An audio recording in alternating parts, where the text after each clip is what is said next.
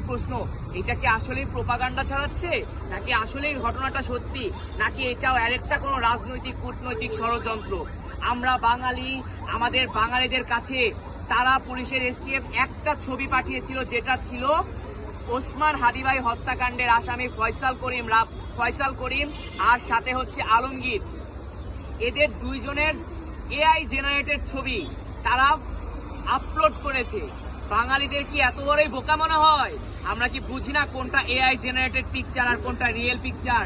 তারা AI generated picture upload দিয়ে আমাদেরকে বোঝাতে চায় এগুলো রিয়েল ছবি, কিন্তু না, আমরা তো এটা বুঝি যে কোনটা এআই কোনটা রিয়েল।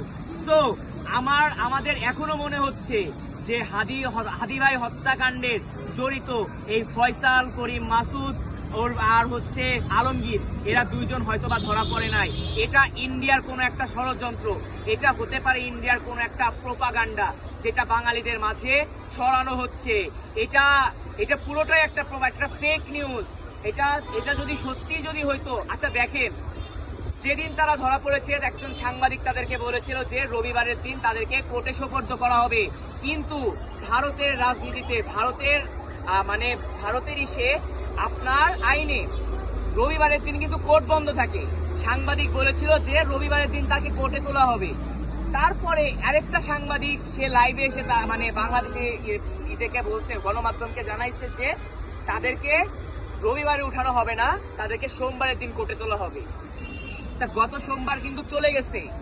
আসামি ফয়সাল ও আলমগীর তারা দুইজন নাকি ভারতের কোর্টে তারা হাজিরা দিতে গিয়েছিল, কিন্তু তারা যদি ভারতের কোর্টে যদি আসলে তাদেরকে সোপর্দ করা হয়, সেখানে কি কোনো সাংবাদিক ছিল না? সেখানে কি কোনো ভারতীয় গণমাধ্যমের কি একজনও সাংবাদিক ছিল না? তাদের কি কোনো ভিডিও ফুটেজ, ক্যামেরার কিচ্ছু নাই? সব গায়েব, এগুলো কই? আচ্ছা ভারত, আমার কথাটা হচ্ছে, ভারত আমাদের কাছে এত বড় একটা ঘটনা লুকাচ্ছে কিসের জন্য? এর পেছনের কারণটা কি?